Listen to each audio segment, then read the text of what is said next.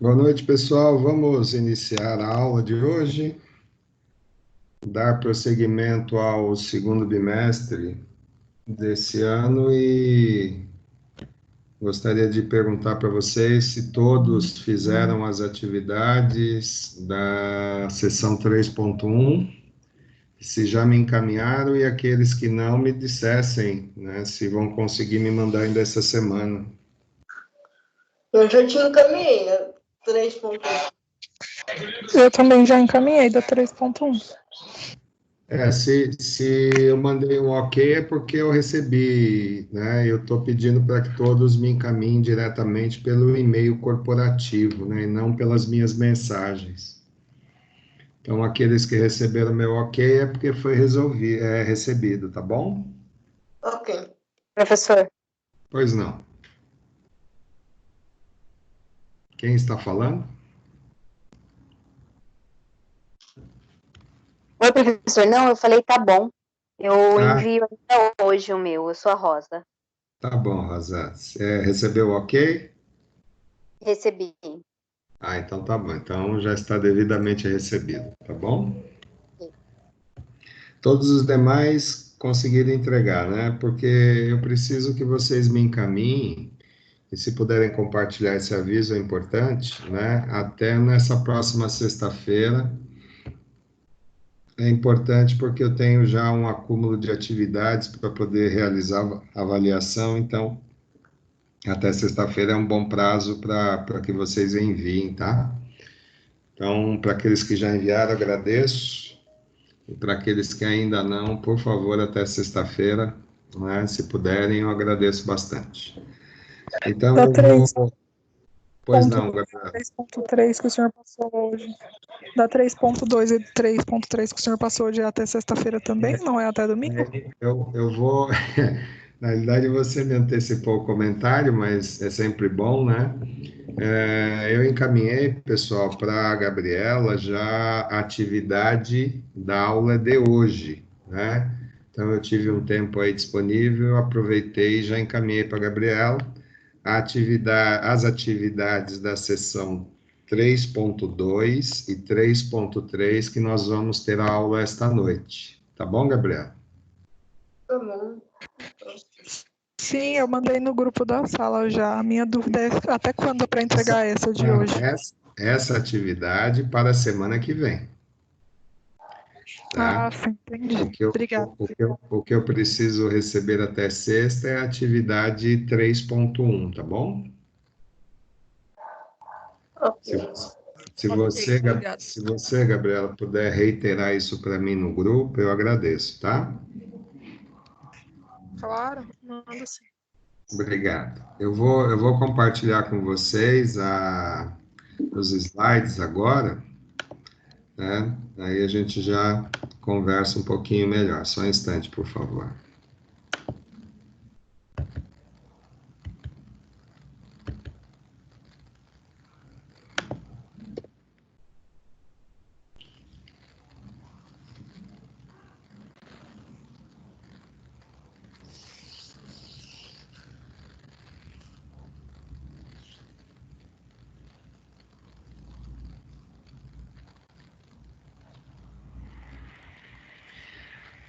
Todos conseguem enxergar a tela?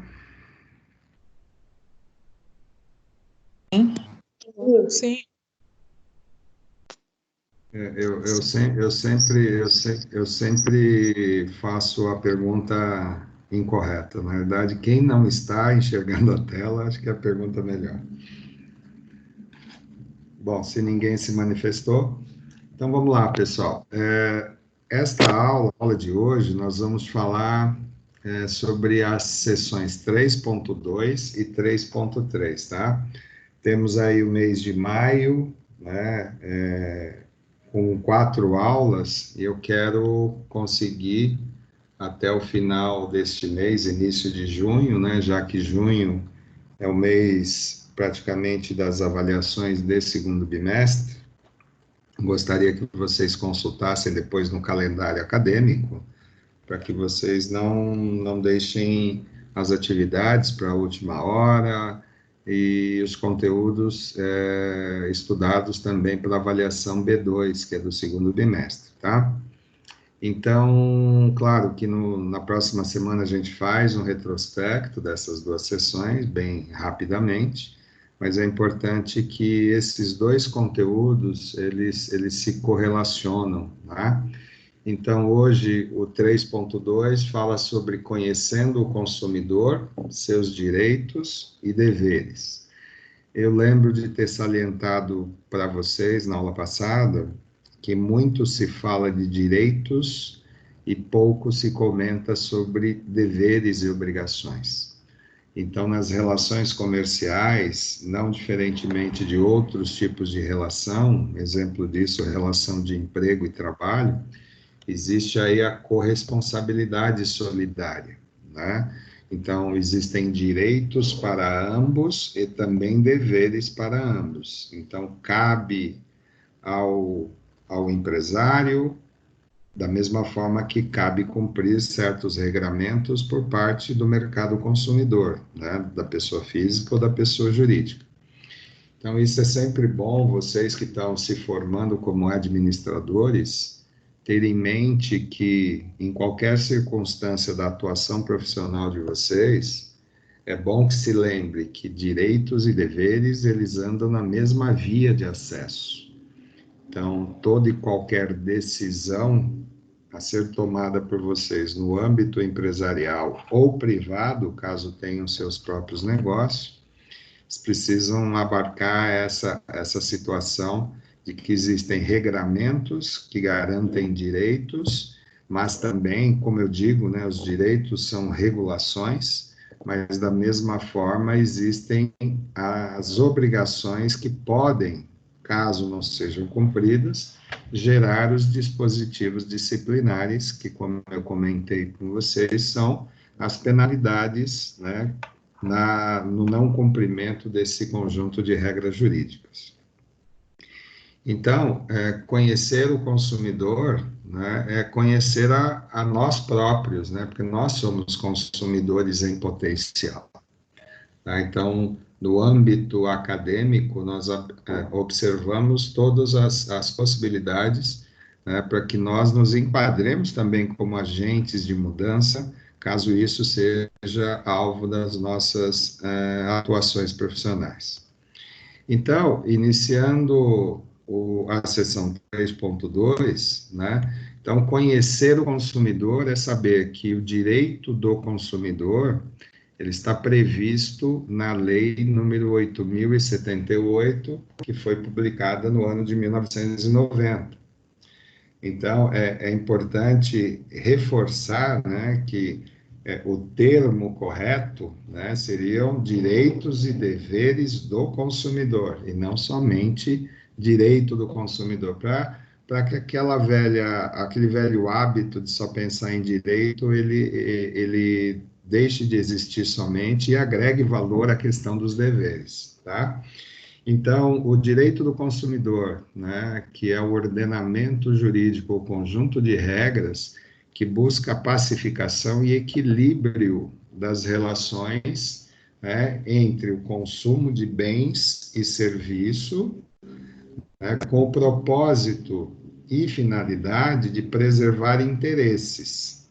Então, se eu me proponho a adquirir um produto ou a adquirir uma prestação de serviço, o meu objetivo principal é que aquele produto ou aquele serviço ele atenda, né, aos meus interesses como consumidor. E da mesma forma, né, proporcionalmente inverso, quem está oferecendo esse produto, esse serviço, ele precisa entender também que o consumidor, ele está objetivando essa adequação ao uso, né? Essa qualidade, entre aspas, que o consumidor ou qualquer consumidor busca quando vai adquirir qualquer bem e serviço.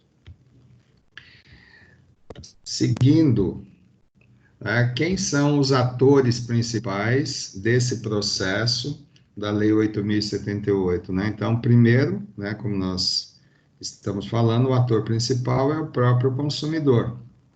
Então, a lei ela define o consumidor como toda pessoa física ou jurídica que decide adquirir um produto ou utilizar um serviço, e na lei está muito específico, né? Como destinatário final. Eu coloquei em negrito e frisei essas duas palavras para vocês entenderem, né? Que somente é considerado consumidor pela lei, né, aquele que adquirir produto ou prestação de serviço para benefício próprio ou de sua família. Isso está no artigo 2º, naquela lei que eu passei para vocês. Coloquei uma observação também para ficar bem claro para vocês. Neste sentido, está excluída a pessoa que adquire produto, né, como parte da utilização ou como insumo, né, palavra técnica, para utilizar em seu ramo de atividade. E eu tomei o cuidado de colocar dois exemplos para vocês aí, né, principalmente privilegiando as mulheres, né, que utilizam muito mais do que os homens, eu em particular menos ainda.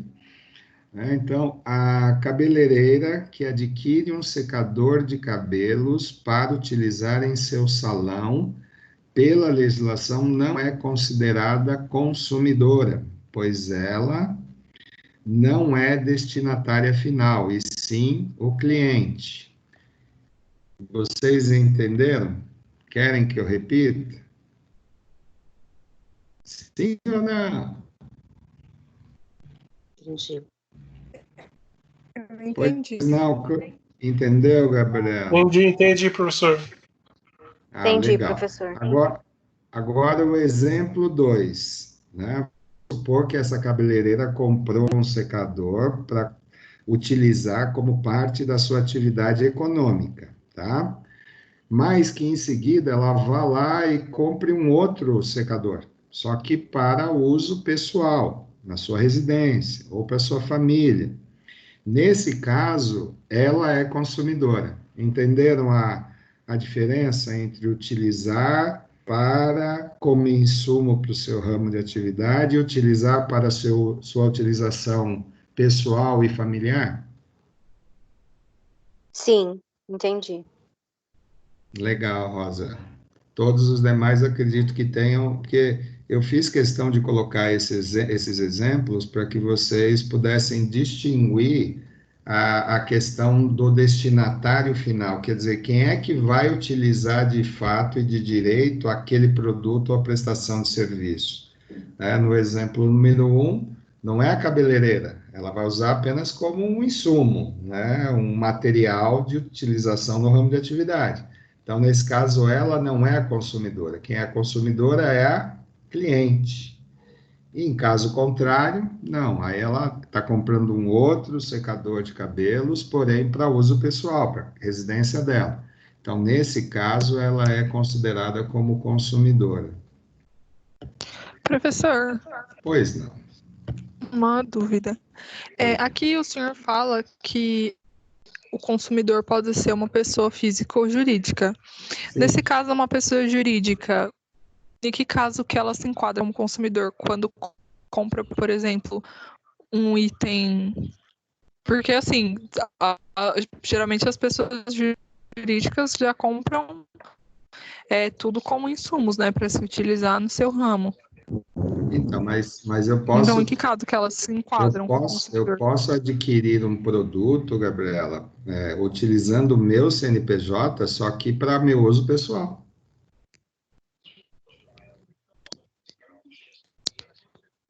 Entendi. Entendeu? Só para Ah, caso de usos pessoais mesmo. nós sabemos que a possibilidade de aquisição pode ser por CPF ou também por CNPJ. O que não é considerado consumidor é quando esse produto é utilizado como parte de uma atividade econômica. Mas eu posso utilizar o meu CNPJ para comprar um produto para meu próprio consumo. Entendeu? Entendi. Vou dar um outro exemplo. Eu adquiro alimentação para os meus funcionários. Isso não é atividade, entendeu? Então, eu sou caracterizado como consumidor e não como. Porque eu sou o destinatário final. Vamos lá. Ah, entendi. Temos o consumidor por equiparação, né? Então, a definição jurídica, que está no artigo 2º, 17 e 29, são todos aqueles que não participaram da relação de consumo, mas sofreram algum tipo de prejuízo, como se consumidores fossem, tá? Então, o exemplo número 1, uma empregada doméstica, está trabalhando lá na casa da patroa, foi utilizar o liquidificador da patroa, se machucou devido a um acidente com o aparelho. Então, esta empregada doméstica, ela é consumidora, mesmo não tendo adquirido o liquidificador, porém por equiparação, porque sofreu algum dano. Entenderam? Da mesma forma, né, vocês vão lá e compram uma maionese, faz uma salada e serve para amigos. Eu peguei os exemplos mais simples que eu pude encontrar, tá? E a maionese estava estragada e todos passaram mal. Então, todos aqueles que passaram mal são consumidores por equiparação e não consumidores como destinatário final na aquisição do produto. E estão sujeitos ao direito do consumidor, entenderam, não? Mas a pessoa só se... Desculpa aí te interromper, professor, mas a pessoa, nesse caso, o consumidor ele só se enquadra quando tem algum prejuízo, quando ela sofre algum prejuízo? Quando sofre algum prejuízo, sim. Então, por Porque exemplo, eu vou acionar o meu direito, Hector, somente quando algo não estiver dentro da adequação ao bem uso. Caso entendi. Então, nesse caso aí que você deu o exemplo da empregada doméstica, se ela continuasse utilizando, sei lá, o produto aí, sem sofrer nenhum prejuízo, ela não se enquadraria como consumidora desse produto? desculpa, Hector, eu tive um problema de sinal aqui, acabou de voltar. Você pode repetir, por favor? Sim, claro. O que que eu acabei de falar, né? Em É, relação ao consumidor, né? Você deu o exemplo da sim. empregada doméstica. Então, se a Uhum. empregada doméstica ela não tivesse, né, sofrido nenhum dano, né, prejuízo em relação ao produto que ela estava utilizando, ela não se enquadraria como consumidora daquele produto, mesmo utilizando? Não seria enquadrada como consumidora por equiparação. E Ah, tá, mas muito ela seria menos, enquadrada muito como. menos. Não, ela não é enquadrada em nenhum dos artigos do direito do consumidor. Entenda, Hector, eu só posso utilizar do meu direito quando algum prejuízo eu sofrer, Certo, ou algum dano for causado em função de um produto adquirido ou de um serviço também adquirido. Nós entendi. estamos falando aqui de categoria de consumidor. Quem é o consumidor? É aquele que adquire um produto ou serviço para sua utilização própria ou familiar. Ponto. Então, o Código de Defesa do Consumidor, ele vai enquadrar aquele sujeito, correto? Tudo bem, Correto. Hector?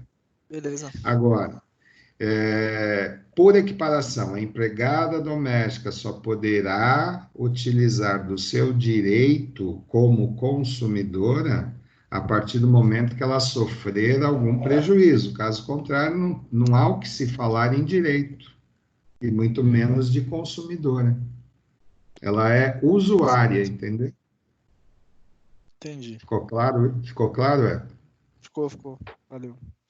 Legal. Mais alguém ficou com dúvida? Tudo bem. Pô, falando em maionese, lembrei da tapioca, mas vamos em frente.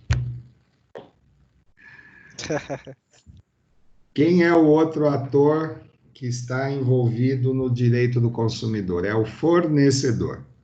Então, toda pessoa física ou jurídica, nacional ou estrangeira, que coloca um produto ou serviço no mercado de consumo com habitualidade.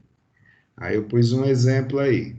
Se uma loja de eletroeletrônicos vende uma TV, ela é fornecedora, pois faz isso com habitualidade, quer dizer, o ramo de atividade a que ela se propôs, né? Então, esta é sua atividade econômica. Então, é considerado fornecedor caso ofereça produto ou serviço com habitualidade, né? E não com não eventualidade.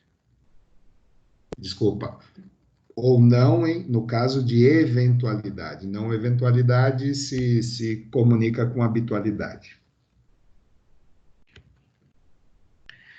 E aí nós temos o conjunto de regras, né, que protege, ampara, né, os direitos do consumidor, bem como, olha a palavra que está em seguida, né, bem como disciplina as relações entre o fornecedor com o consumidor, estabelecendo padrões de conduta, prazos e penalidades. Então, primeira frase antes da vírgula, né? Conjunto regulatório. Então, cria o conjunto de regras e após a vírgula, né? Também oferece o conjunto disciplinar que vai estabelecer ou vai conduzir a conduta coletiva, né? Seja de quem fornece o produto ou serviço, seja de quem consome, né? Então, aí vem estabelecendo padrões, é aquela linha reta que eu comento sempre com vocês. O ordenamento jurídico é uma linha reta, né? Onde todos e todas, todos os consumidores e todas as empresas e fornecedores precisam seguir. Então, esse é o chamado estabelecimento de padrões de conduta. Prazos, obviamente, e penalidades. E aí eu coloquei, né, por minha conta e risco, aí uma figura, só para vocês não deixarem de lado a questão estética, né, que é o Código de Defesa do Consumidor, onde na maior parte, na maioria dos estabelecimentos, está lá à disposição de todos aqueles que quiserem, né, aprender ou verificar qualquer dúvida a respeito dos seus direitos. E um breve resumo, tá? Havendo um fornecedor, um consumidor e um produto fornecido ou serviço prestado por esse fornecedor, a esse consumidor haverá relação de consumo. Havendo relação de consumo, aplica-se o ordenamento de defesa do consumidor, conjunto de regras. Não havendo relação de consumo, aplica-se o Código Civil nos outros tipos de relação comercial e não relação de consumo. Entenderam os atores dessa relação do direito do consumidor, pessoal? Sim, deu para Sim. entender bem. Deu mesmo? Legal, Sim. muito bom. Estou começando a gostar de vocês. A questão dos exemplos ajuda bastante, não ajuda? Sim. Eu sempre Sim. Ajuda. reforço muito isso, porque é uma forma da gente esclarecer, abranger, ampliar mais o nosso entendimento. Vamos em frente. Produtos e serviços, categorias e tipos, né? Chamada tipologia, estudo dos tipos. Então, nós temos produtos, são caracterizados por duráveis, ou seja, não desaparecem com o uso, né? Geladeira, carro, apartamento, entre outros, são considerados produtos duráveis, né? Você tem posse, então ele é um produto. E os não duráveis, aqueles que desaparecem com o uso, tá? Chocolate, creme dental, sabonete e assim por diante. Duráveis e não duráveis. Isso aí vai cair na prova, hein, pessoal? Serviços também duráveis, demora a desaparecer com o uso, né? Pintura de casa, conserto de um veículo. E os não duráveis, pouca durabilidade, lavagem de veículo, corte de cabelo e assim por diante. Alguns princípios consagrados no Código de Defesa do Consumidor. Vocês vêm observando ao longo dessa disciplina de direito empresarial de que a área do direito ela tem um alicerce chamado princípios, né? A partir desses princípios se constrói um conjunto de regras, mas sempre levando em consideração a base de qualquer ato ou ação praticado pelos agentes e sujeitos desse direito. No caso específico do artigo 4º da lei que eu referenciei no início, que fala sobre direito do consumidor, primeiro princípio fundamental de vulnerabilidade. Então, entende-se que, né, exista uma fragilidade maior do consumidor em relação ao fornecedor, ou seja, reconhecimento da fragilidade do consumidor na relação de consumo. Tá? Então, isso é um alicerce bem simples, que trata de um dos princípios mais consagrados realmente do Código de Defesa do Consumidor. Então, para todos os efeitos, já inicia-se com o entendimento de que existe uma fragilidade em uma das pontas da relação de consumo. Tá? Segundo, deve existir a boa-fé objetiva, né, e palpável, além de equilíbrio. Então, existem regras de conduta, como eu disse anteriormente, regra de conduta coletiva e dever permanente entre os sujeitos da relação de consumo. Então, fornecedor, consumidor, precisam estar atentos de que deve haver lealdade por ambas as partes, honestidade da mesma forma, e não menos importante, mas fundamental, a cooperação para que a relação de consumo se dê na mais absoluta objetividade e equilíbrio, tá?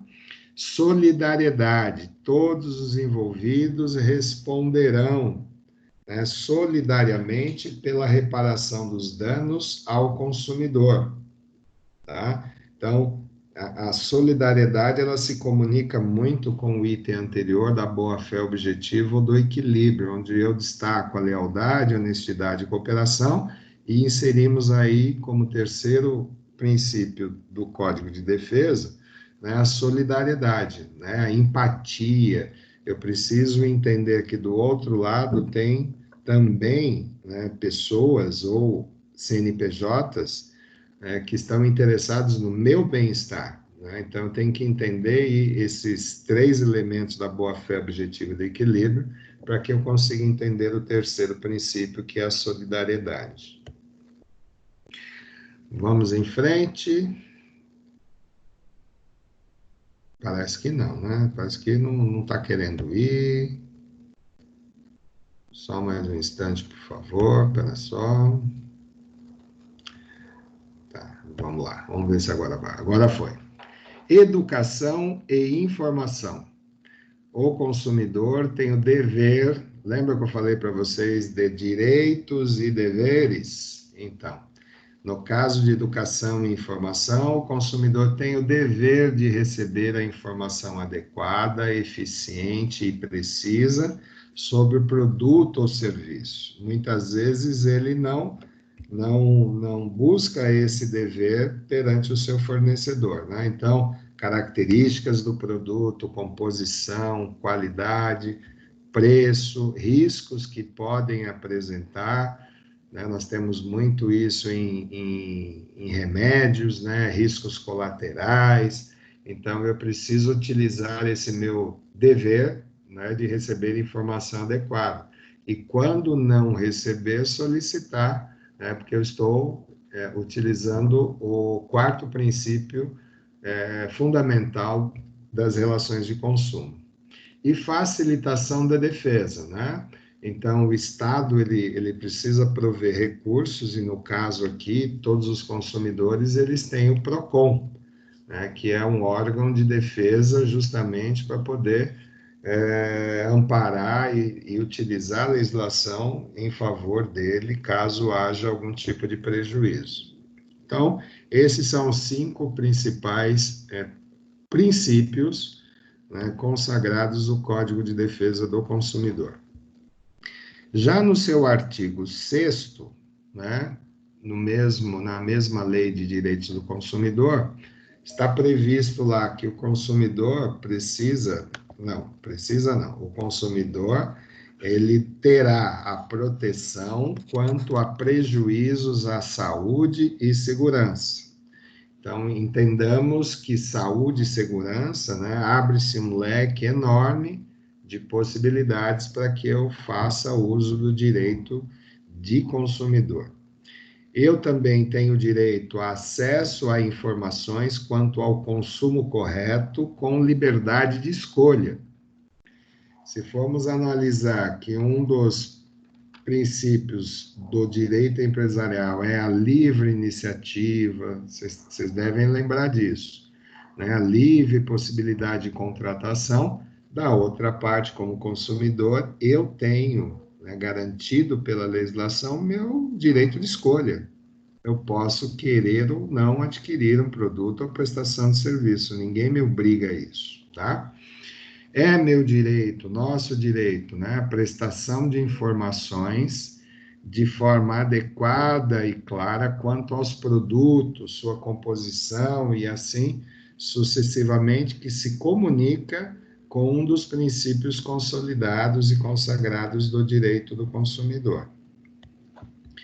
Em seguida, proteção contra publicidade enganosa e abusiva. Nós vimos na aula passada sobre uma pequena parte sobre atos abusivos. Possibilidade de modificação de cláusulas contratuais que estabeleçam e eu identifique isso, né, prestações desproporcionais ou excessivamente onerosas, né, então eu posso requerer, né, é um direito que eu tenho, né, de quando eu não estiver satisfeito com determinada cláusula, e isso é um problema muito sério, né, no nosso país, né, brasileiros e brasileiras que leem, ou melhor, né, não leem contratos, não leem especificações e já vai assinando documentos sem ler. Então, isso é importante. A legislação garante o direito de caso eu não esteja satisfeito com algum termo, com alguma informação desproporcional, né, ou que eleve o preço, enfim, né, que não me satisfaça, eu tenho todo o direito de requerer a mudança contratual, tá? Levando em consideração o fato de que eu tenho livre escolha, né, para adquirir um produto ou prestação de serviço, né, se caso houver qualquer objeção por parte do fornecedor, eu tenho o direito de simplesmente, né, declinar, me negar a adquirir o produto ou serviço. Prevenção e reparação de forma efetiva quanto aos danos, né? Então, esses danos patrimoniais ou morais, individuais, coletivos e difusos, tá? Então, eu tenho a possibilidade de poder requerer junto ao Código de Defesa do Consumidor, né, reparação, seja ele financeiro, patrimonial, né, ou outros casos que vocês estão vendo aqui, tá? Alguma dúvida até aqui, pessoal?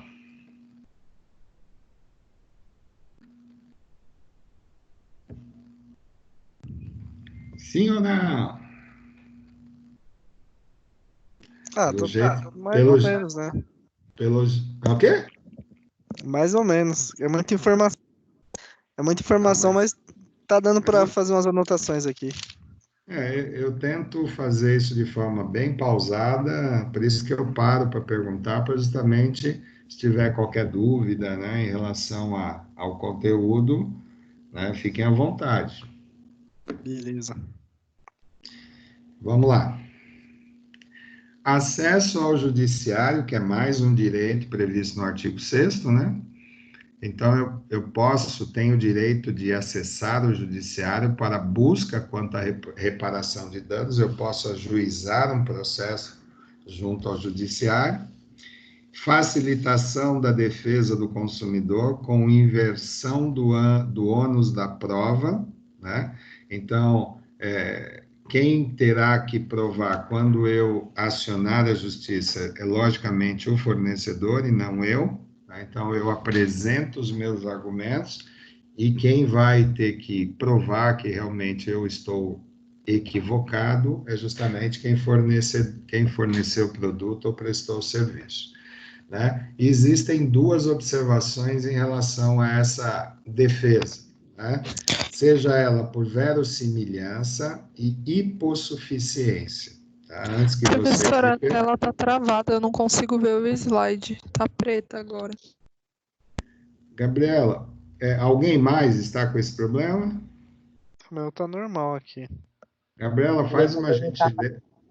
Faz uma Meu também não gentileza, tá Gabriela. Qual foi a tela que você não chegou a ver? Por favor. Essa última agora, acho que é o slide 17. Que eu falei agora sobre verossimilhança e hipossuficiência, é isso? Isso. Então, faz uma gentileza, quem não estiver enxergando a tela, saia da sala e volte, que eu habilito. Também Só não estou para conseguindo, professor. Então, saiam da sala e voltem, que eu habilito vocês, só para ver se não é um problema de sinal. Por favor, eu espero.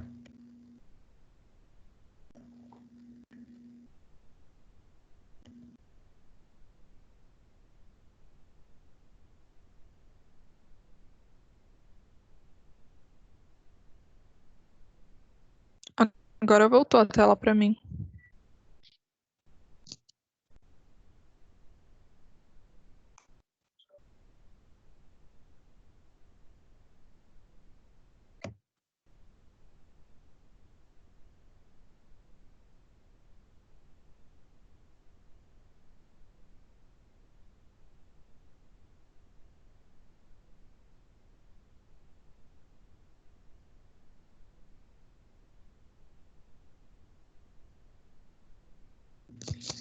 Conseguiu, Cláudia? Gabriela nem precisou sair, né, Gabriela? Eu saí e já entrei de novo. Já apareceu. E a Cláudia me ouve? Consegue enxergar, Cláudia?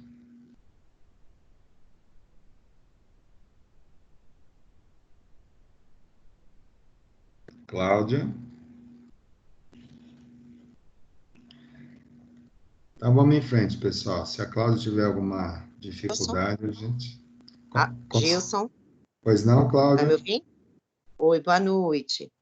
Então, Conseguiu? não, tá a imagem toda torcida aqui, verde, preto, azul, mas o slide não tá aparecendo, não. Eu saí e voltei. Verde é uma cor que me agrada bastante. Também, mas agora no momento não. A Gabriela, ela teve Já mesmo saí e voltei, não resolveu não. Sério? Vou sair novamente. Por favor, Cláudia.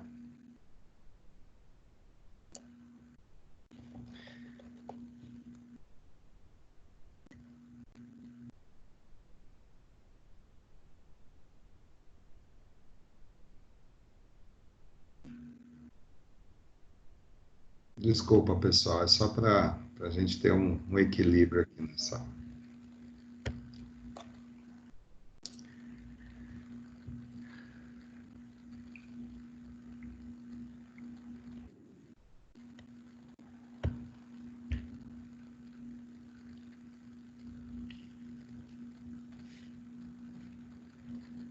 Tudo bem agora?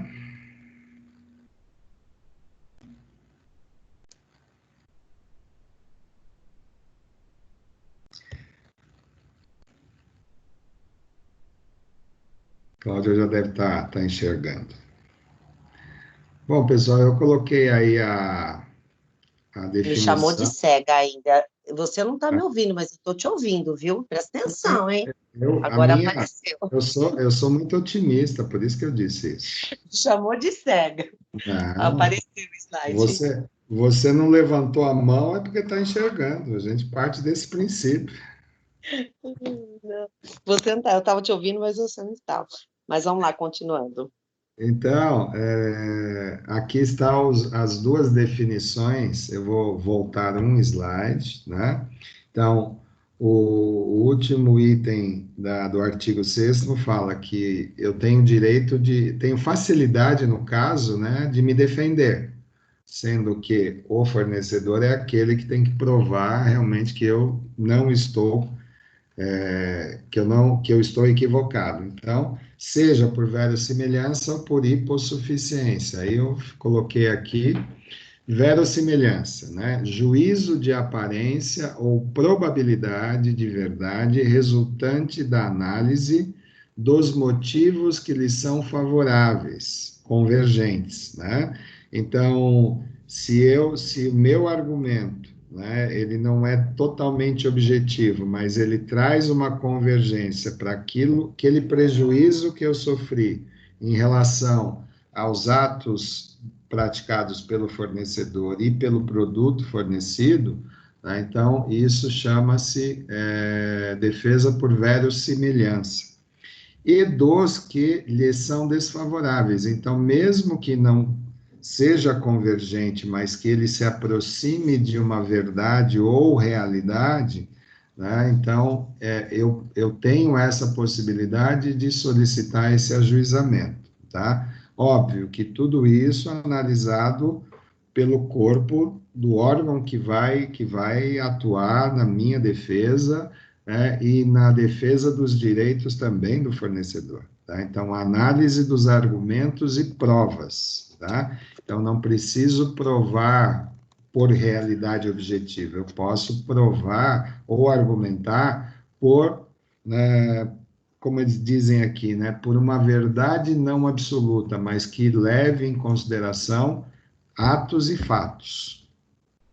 Ou por hipossuficiência, né? Então, vocês lembram que um dos princípios do direito do consumidor é dizer que, basicamente, o lado mais fraco da relação de consumo é o consumidor, né? Então, a análise será feita com mais objetividade, né, pelo agente público, né, levando em consideração que grande parte dos consumidores, né, tenham razão quando eles estão solicitando reparação de algum prejuízo, tá? Então, argumentos do consumidor são levados muito mais, são valorizados muito mais, né, do que simplesmente ônus de prova, né, do fornecedor que está contradizendo os meus próprios argumentos, tá?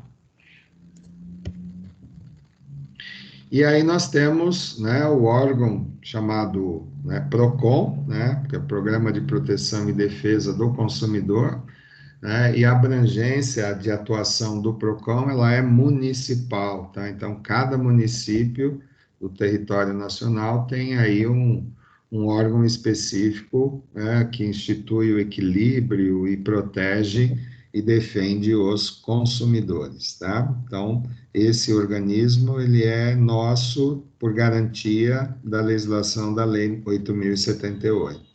Todos nós conhecemos, né? Podemos não ter utilizado ainda os seus serviços, mas é um órgão que está aí constantemente nas mídias, né? Em todos os veículos de comunicação. E aí terminamos o 3.2. Eu queria saber se existe algum comentário a ser feito, né, algum sofrimento, antes de iniciarmos a sessão 3.3. Lembrando que esse conteúdo também está no livro didático lá do portal. Lembrando, mais uma vez, né, que vocês precisam acessar o portal, acessar as atividades, né? É importante que vocês mantenham o equilíbrio entre a disciplina, o livro e as atividades, né, que acompanhe a pontuação de vocês, né, para que chegue no final do bimestre com tranquilidade e sem atropelos, tá? Desafio nota máxima também é importante lembrar vocês. Algum comentário, pessoal, sobre a seção 3.2?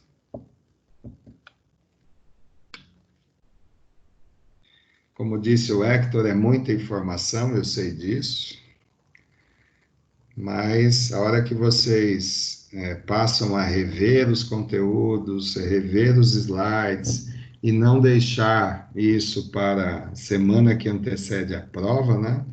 Aí as coisas parecem que ficam um pouco mais tranquilas de absorver. E é por isso que eu faço questão de colocar os exemplos para que vocês façam as devidas anotações. Tudo bem? Alguém responde para mim, tudo bem, pelo menos? Professor, eu fiquei confuso só na parte da verossimilhança lá. Que eu anotei aqui, né? Eu anotei aqui que estava lá no slide. É da facilitação da defesa lá do consumidor, né? Certo. Que é a verossimilhança, que é o juízo de aparência ou probabilidade de verdade resultante da análise dos motivos que são favoráveis, convergentes ou dos que não são favoráveis. Eu Então boiei nessa vamos parte aí. Tá enxergando o slide aí? Sim. Então, como nós sabemos, o PROCON é o órgão de âmbito municipal que protege o direito do consumidor, correto? Sim. Quando o Hector, né, ele percebe ou sente, né, um prejuízo com relação à relação de consumo e acredita que aquilo, né, possa ter trazido para vocês, seja um prejuízo patrimonial ou um prejuízo moral, entendeu? O que o Hector faz? Ele vai até o PROCON e solicita um ajuizamento, ou seja, vamos chamar as partes para conversar a respeito disso, correto? Tudo bem, Hector? Sim. Legal. Beleza. Quando nós falamos de juízo de aparência, nós estamos falando que o Hector, né, colocou lá no seu ajuizamento todos os seus argumentos, provas, situações, documentos que buscam provar que você sofreu um prejuízo. Tudo bem? Uhum. Da mesma forma, do outro lado, né, o fornecedor, ele vai fazer o quê? Ele vai contrapor esses argumentos. Então, quem vai julgar é um agente do PROCON, habilitado para poder analisar toda essa parte documental e argumentativa. Normalmente, o PROCON, ele tem uma facilidade nisso tudo, porque ele faz aquelas conciliações rápidas, entendeu? Uhum. Então, quando o argumento do consumidor, mesmo não sendo objetivo, não sendo uma prova cabal, uma prova que não tenha, porque vocês sabem que contra fatos não existem argumentos. Mas quando o argumento trazido pelo consumidor, ele vai em direção aos atos e fatos, isso é chamado de convergência. Tudo bem? Entendeu ou não? Sim, sim. Nesse caso aí, vamos lá, vamos ver se eu entendi. Se, né, o consumidor, as provas, né, condiz com o que ocorreu, ela está sendo convergente, é isso? Ou não tem nada a ver? Mesmo que as provas não levem o agente a refutar qualquer tipo de argumento do fornecedor. É a famosa controvérsia, mas que eu não tenho uma prova que consiga trazer uma harmonia ou equilíbrio naquele argumento. Ah, Ela tá. ela não é uma prova, como eu chamo, cabal, né? Que não deixa nenhum tipo de justificativa. Uhum. Muitas vezes é uma reclamação verbal, não é documental, entendeu? Ah, tá. E mesmo não tendo provas, né, e sendo apenas por fatos argumentativos verbais, o agente público tende a levar a sua decisão para o caso da verossimilhança, ou seja, o que eu estou ouvindo e não vendo é favorável ao consumidor e não ao fornecedor. Entendeu? Uhum. Mesmo porque o agente público, o agente do PROCON, ele também leva em consideração a hipossuficiência, que na relação de consumo, a parte mais frágil é a do consumidor e não do fornecedor. Ah, tá. Então, nessas duas partes, né, vamos dizer assim, nessas duas, sei lá, opções que tem, né, da parte Aham. deixa eu ver aqui que eu anotei, da facilitação da defesa do consumidor, sempre o Isso. consumidor, ele vai ser, na balança, né, ele vai ter mais, deixa eu ver qual que é a palavra certa. Mais peso no argumento. Ah, tá, isso aí. Beleza. E, e vou acrescentar mais uma coisa. Mesmo sabendo que você não sairia da sua residência para reclamar de algo que não tenha acontecido. Uhum. Ah, tá. Tudo Beleza. bem? Beleza. Legal, Agatha. É sempre bom. Tem dúvida? Levante o dedo aí, hein? Pode deixar. Então, vamos lá, pessoal. Vamos agora para a seção 3.3, né, que são as relações de consumo e as práticas abusivas, tá? Então, vocês lembram quem são os sujeitos da relação de consumo? Quem pode citar para mim?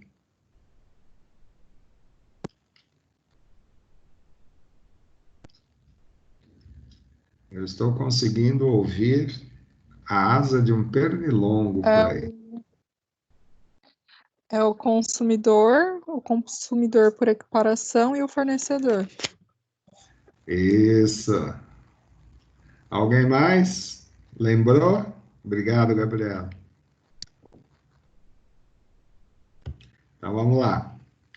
Vícios e defeitos é o tema dessa sessão 3.3, tá? Então vamos bem devagar para que não haja dúvidas no final.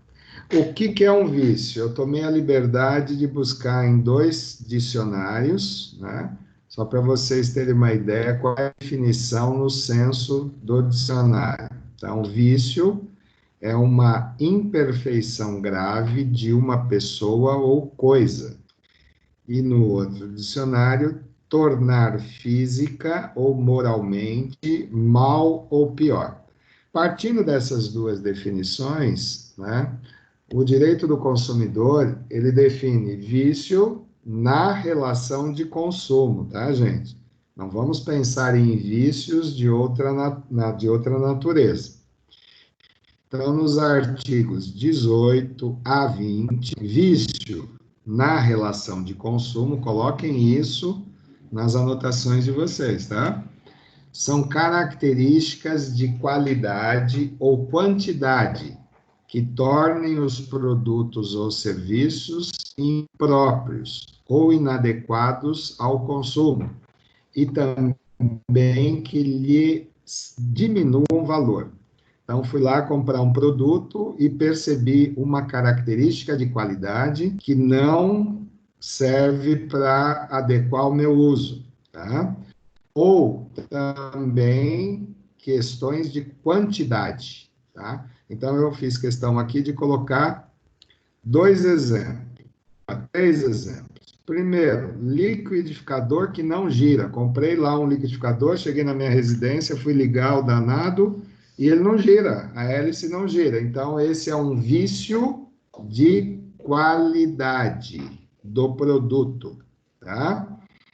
Vejam que nós não estamos falando em nenhum momento aqui de prejuízo à saúde da pessoa. Nós estamos falando de vício, tá? Depois vocês vão conseguir diferenciar o vício do defeito, tá? Segundo, vamos, não quer ir? Por quê?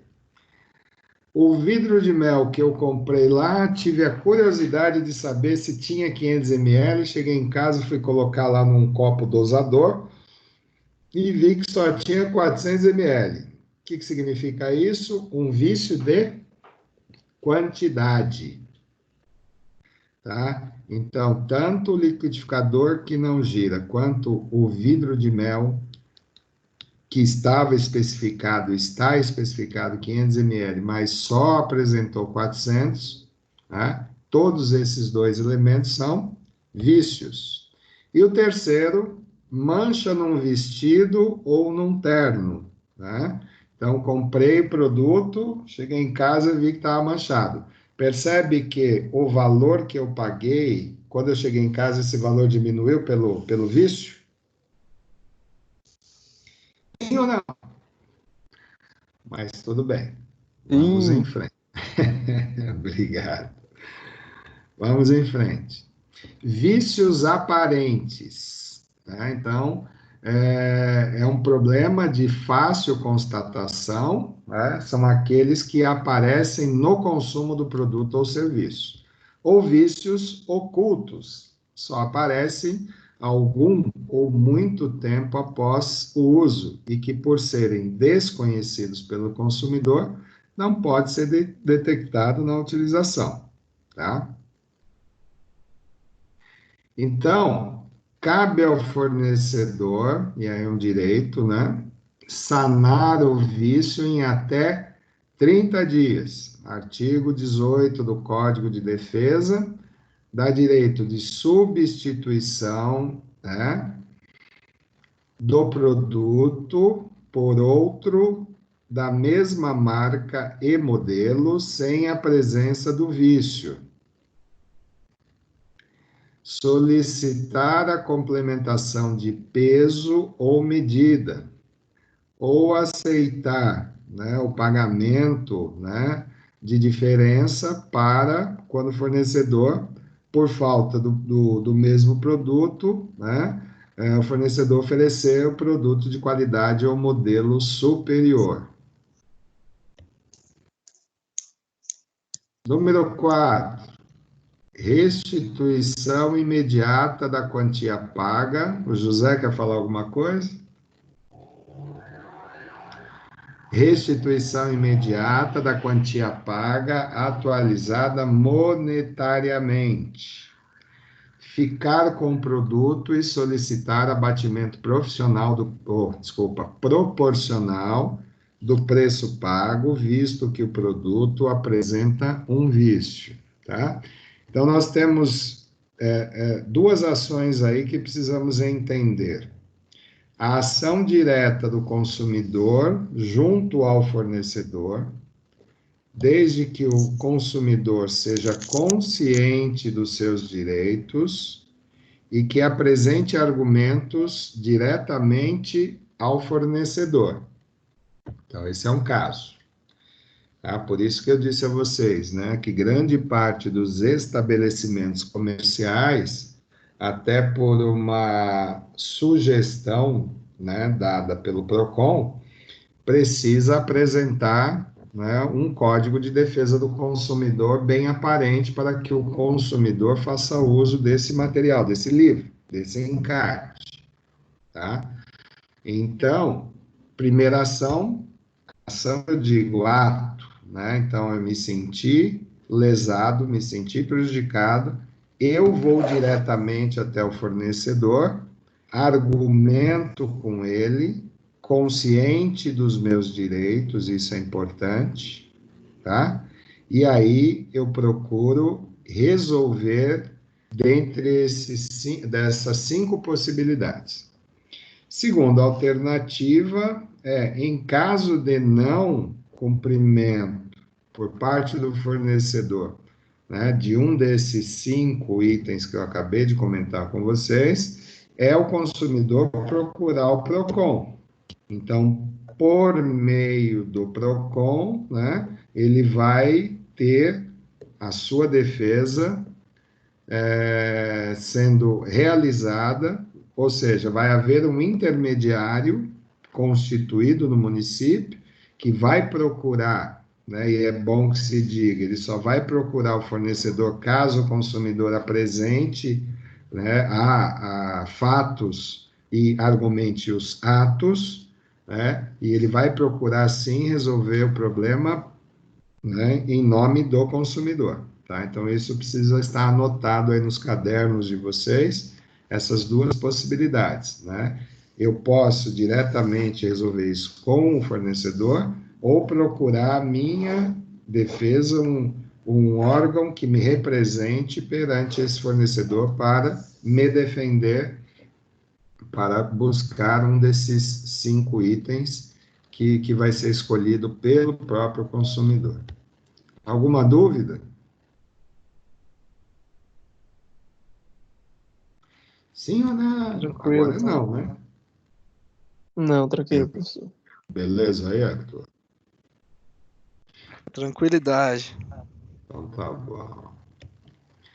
Vamos em frente. A minha tela também está dando umas piscadas aqui. A Cláudia tá bem, né, Cláudia?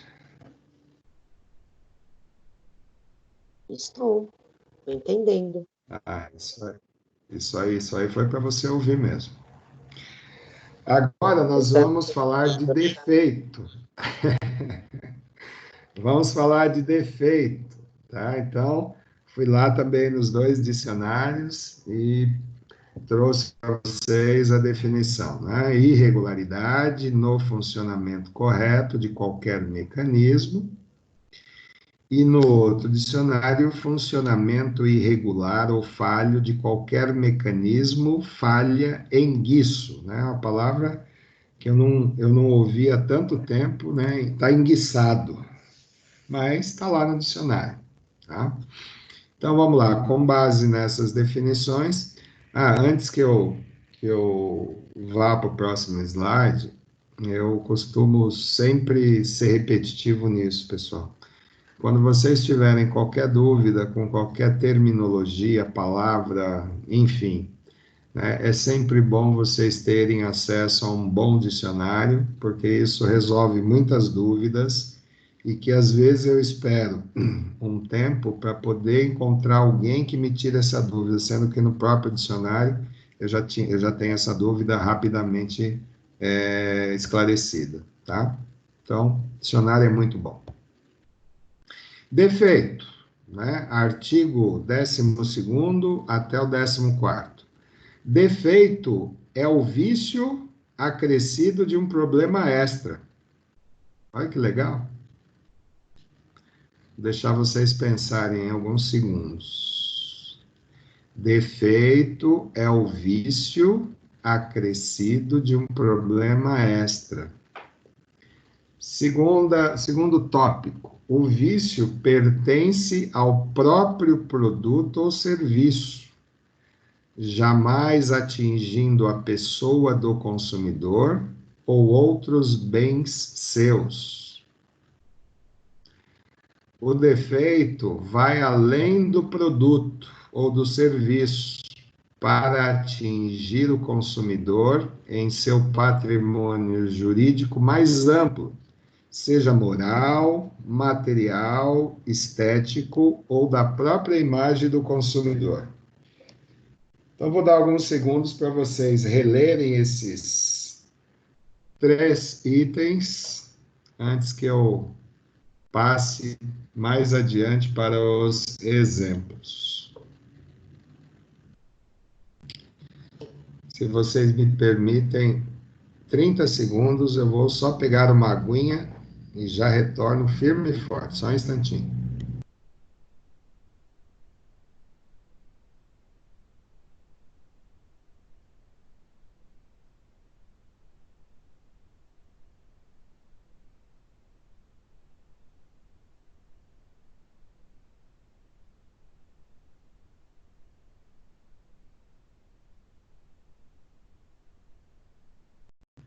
Olha, eu voltei antes de 30 segundos, hein?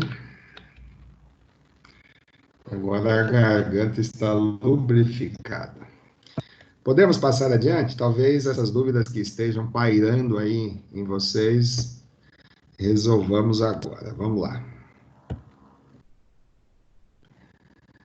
Por isso, somente se fala propriamente em acidente de consumo na hipótese de defeito e não vício, pois é aí que o consumidor é mais atingido. E eu coloquei essa informação que é importante.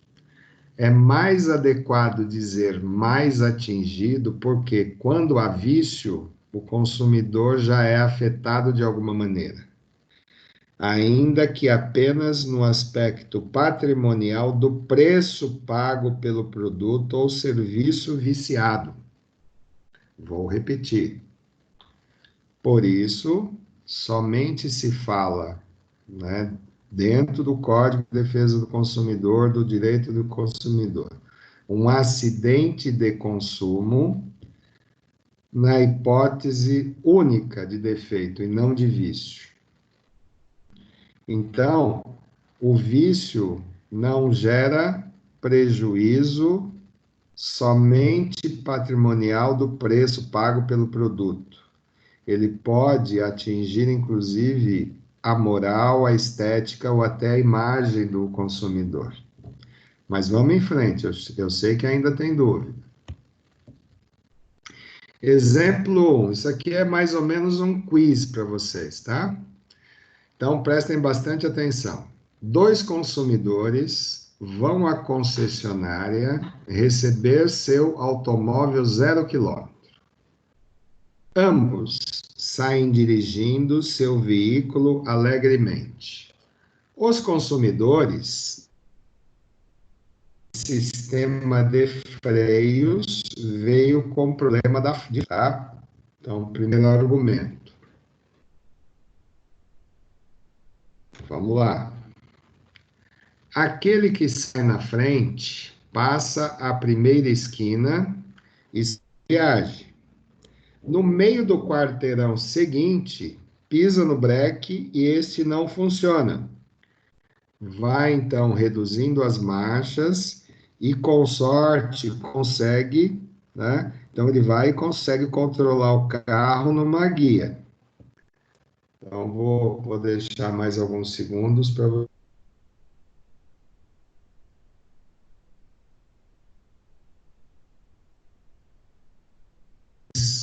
dizerem se é vício ou se é defeito, tá, pessoal?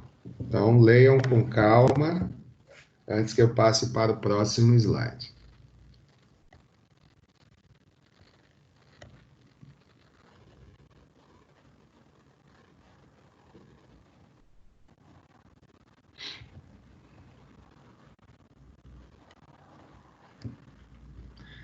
Vamos em frente.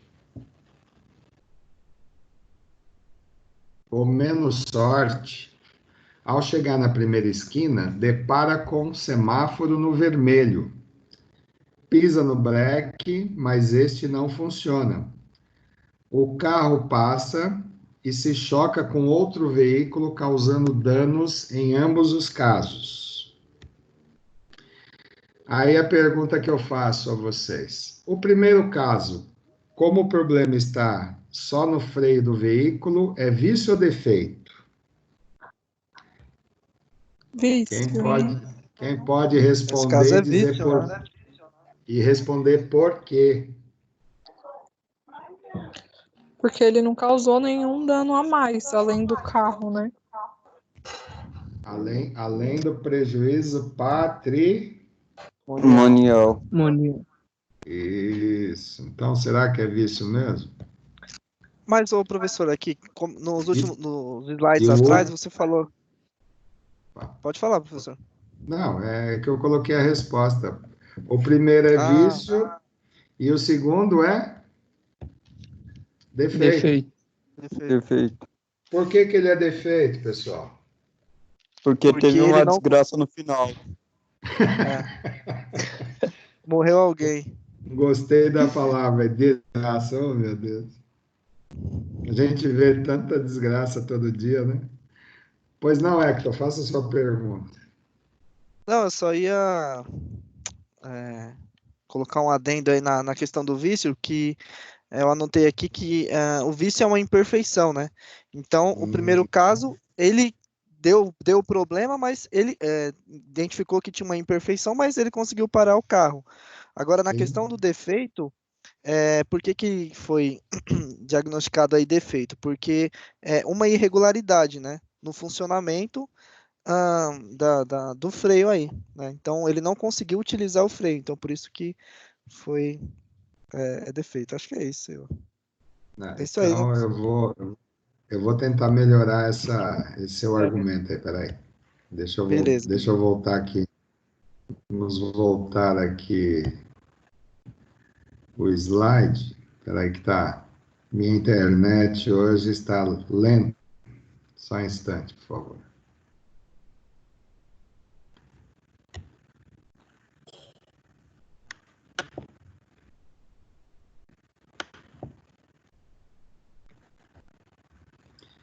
Ele não tá seguindo. Parece que ele está travado.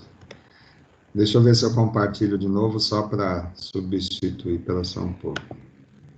Beleza.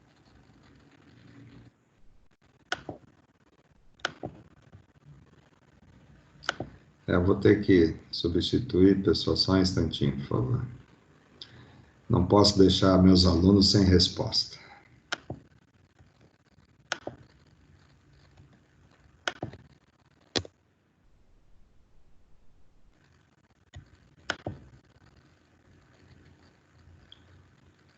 Vamos ver se substituindo o slide ele consegue.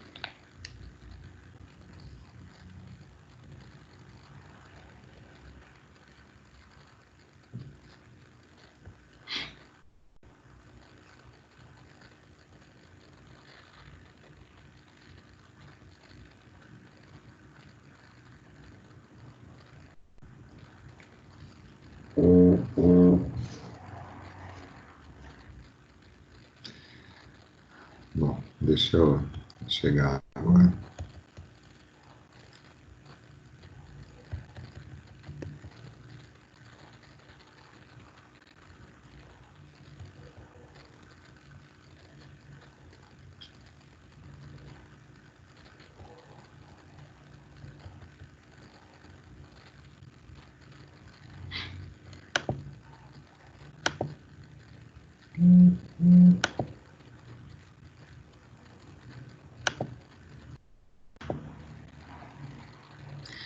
Hector, presta atenção nesse primeiro tópico aqui, por favor. Defeito é o vício acrescido de um problema? Peraí. Aqui no meu tá aparecendo do dicionário, mas eu anotei aqui. É o vício acrescido de um problema extra, né? Então, qual seria esse problema extra? Qual seria esse problema extra? Seria o prejuízo patrimonial, moral, material, estético e de imagem. Eu vou anotar isso. Se for somente patrimonial, é vício. E aí você tem aquelas 5 possibilidades de poder reaver o patrimônio, entendeu? É patrimonial, professor? Agora, patrimonial, moral, material, estético ou de imagem. Beleza. Agora o exemplo 2. Quem consegue me responder se é vício ou defeito? O consumidor compra uma caixinha longa-vida de creme de leite, ao chegar em casa, abre-a e vê que o produto está embolorado.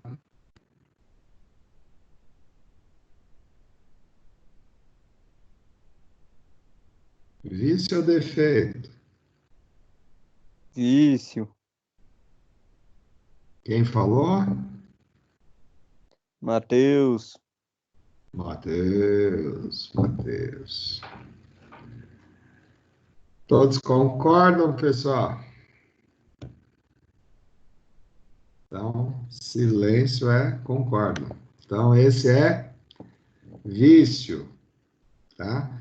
Não está dizendo em nenhum momento que a pessoa ingeriu e passou mal, coisa parecida.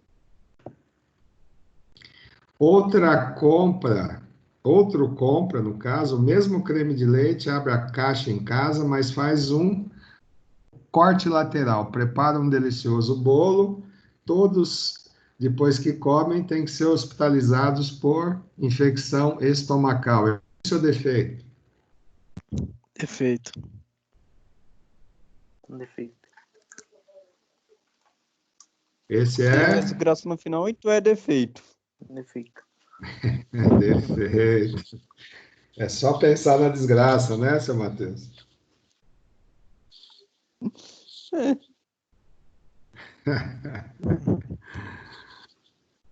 É, portanto, pelo efeito e pelo resultado extrínseco causado pelo problema que se poderá detectar o defeito, gente. Agora vamos para práticas abusivas do fornecedor. Né? A definição de prática abusiva não é novidade para vocês, né? Então, regra jurídica, regulamentação é uma linha reta. Toda vez que houver um desvio desse caminho reto, torna-se desconforme, consequentemente, se torna uma prática abusiva, tá? Seja com relação aos padrões de mercado ou de boa conduta quanto às relações de consumo.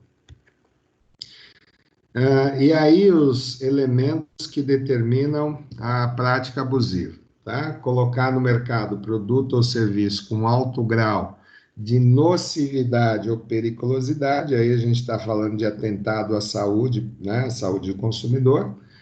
Comercializar produtos ou serviços impróprios, não empregar reposição, não empregar peças de reposição adequadas, né, ou o contrário, empregar peças de reposição inadequadas, não dispor de peças de reposição, veicular publicidade clandestina e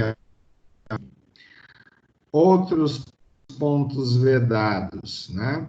Então, é ilícito, é abusivo, né? Prevalecer-se da ignorância, forçar seus produtos. Que princípio nós poderíamos usar nessa letra A? Ou a gente poderia enquadrar, né, nesse prevalecimento da ignorância do consumidor. O que diz a legislação em relação a isso?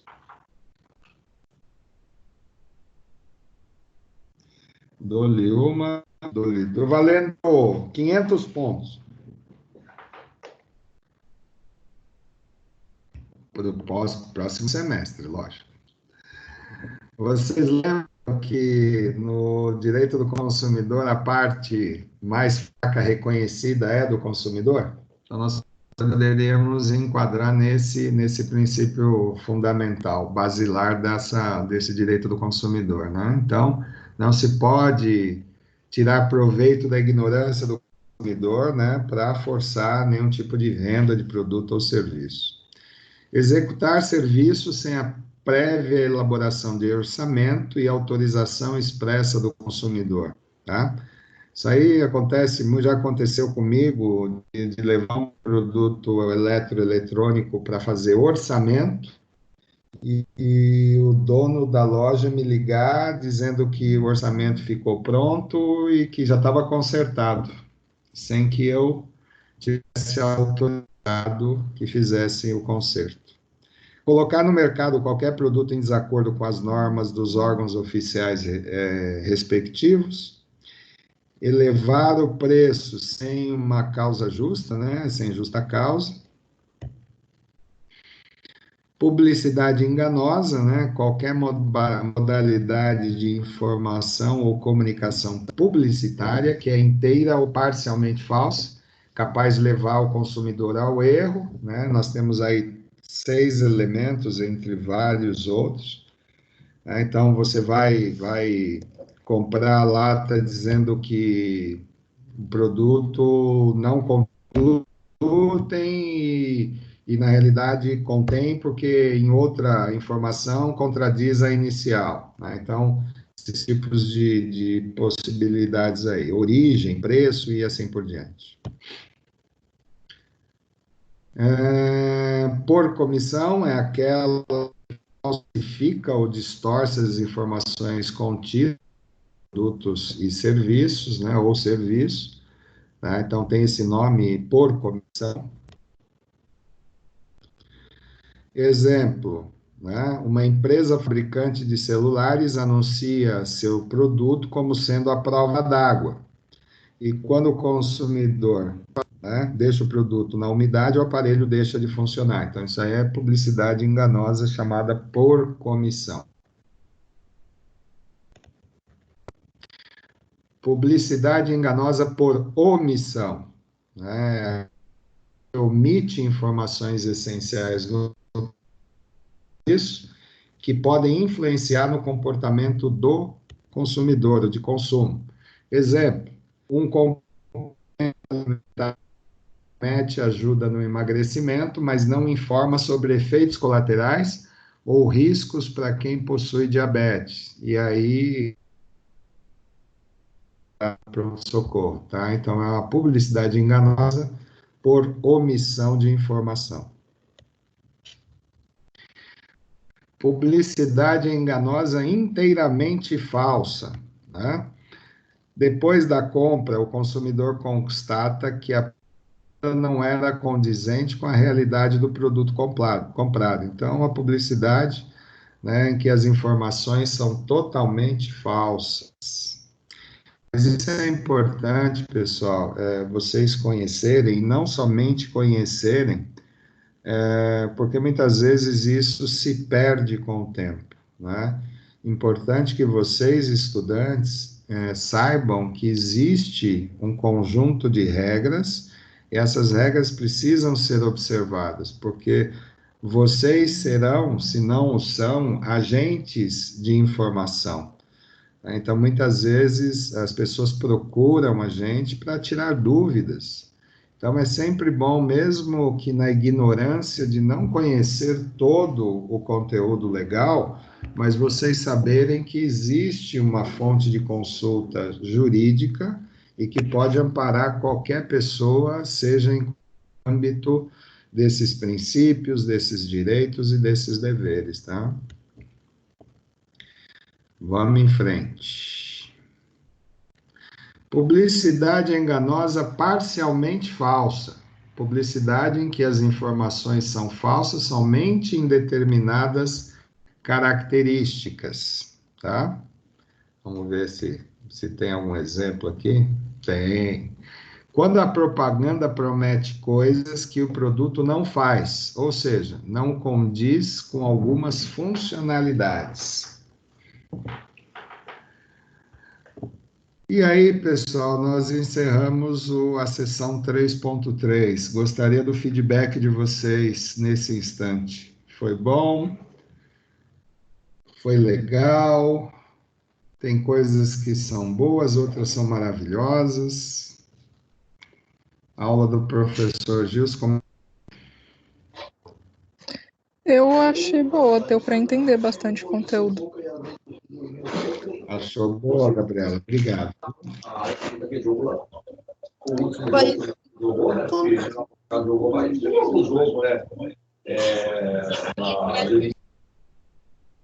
Mas gostaria de dar feedback? Também concordo aí com o que a Gabi falou. Deu para sanar bastante as dúvidas aí.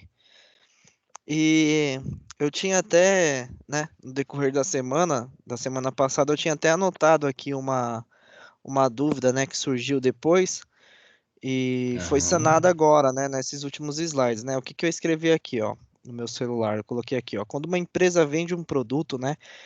Sei lá, que, por exemplo, ele faz um comercial de um produto, né? E mostra, né, que é uma coisa que quando, né, o cliente, né, o consumidor, ele compra aquele produto, ele vê que tem algumas partes, né, desse produto que são diferentes do que aquilo que aquela empresa mostrou naquela propaganda lá daquele comercial. Então, nesse caso aí, seria propaganda enganosa, né, no caso, professor?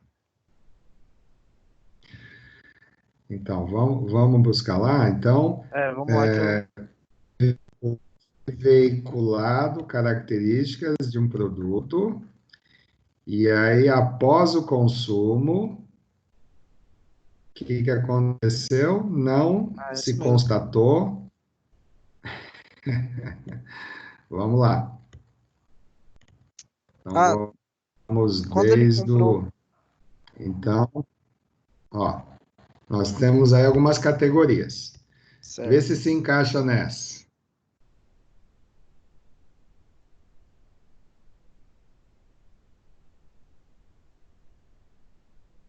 Não, nesse caso não. Dessa dúvida aqui que...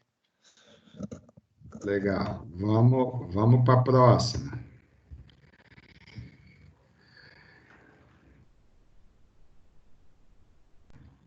Sim ou não?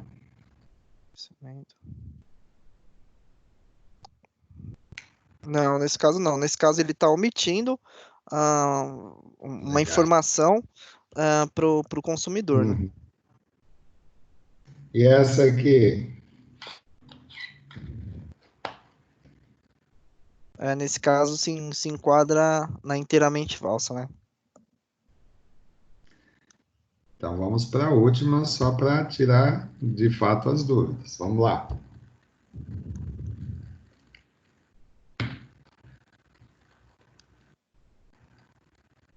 Não seria essa, senhor? Parcialmente, nesse caso é parcialmente.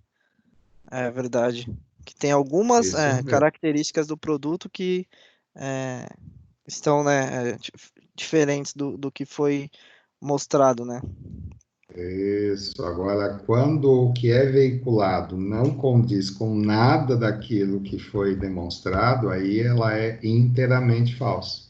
Uhum. Beleza. Entendeu? Gente, mais alguém com alguma pergunta, dúvida? Mais uma vez, pessoal, não deixem para a última hora, não deixem de acessar portal, os conteúdos, facilidades, nota máxima. Agradeço pela atenção dessa noite, foi muito boa a aula de hoje, gostei da participação de vocês. Próxima semana nos encontramos para a sessão 3.4, tá? Sistema de responsabilidades, tá bom? Então, um ótimo final de noite para vocês, um beijo e um abraço para todos aí, tá bom? Tchau, gente. Valeu, Tchau, professor. boa noite. Boa noite. Detalhe, por favor, desculpe, só mais um detalhe, reforçando no início, eu disse, eu já encaminhei as atividades das duas sessões para a Gabriela, e ela já me informou que já passou no grupo. Quem não tem acesso a esse grupo, por favor, entre com a Gabriela para pegar essas atividades. Professor, eu não tô Essa no grupo, atividade não. dessa semana, até a próxima semana, e a 3.1 até sexta agora, por gentileza, que ainda não me encaminhou, tá bom? De vocês. Até a semana que vem, gente. Boa noite. Falou, obrigado, professor.